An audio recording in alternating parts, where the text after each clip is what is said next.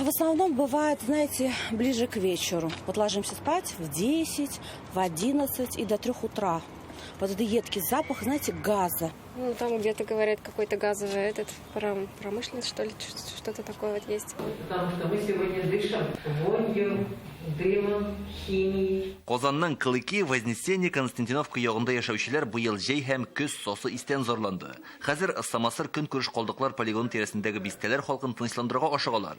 Бу проблеманы шишәргә алыначаклар. Белгечләр әйтүенчә, дөнья күләм тәҗрибә нигезендә рекультивацияләү өчен актив дегазация системасын кулланырга кирәк. Но на мировой практике это, конечно же, переработка. Актив дегазация алымы шүплектән чыгып торучы биогазны электр энергиясенә әйләндерергә мөмкинлек бирә. Аннан алынган энергия шәһәр файдасына тотылачак. Бу эшне башлар өчен Самасыр көнкүреш калдыклары полигонның икенче өлешендә 3 газ поршень җайланмасы куярга җыеналар. Алар исәпләп чыгарганча Шүп Чар тауында җыелган бөтен газны эшкәртү өчен бу җайланмаларга 10 елга якын вакыт кирәк булачак. Полигонга махсус фильтрларда куярга уйлыйлар.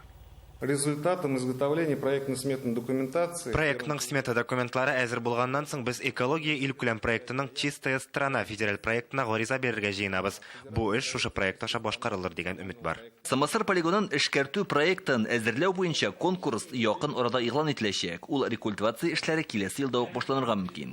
Илдар Сафиуллин, Илшат Мөхәммәтов, Яңа Гасыр каналы.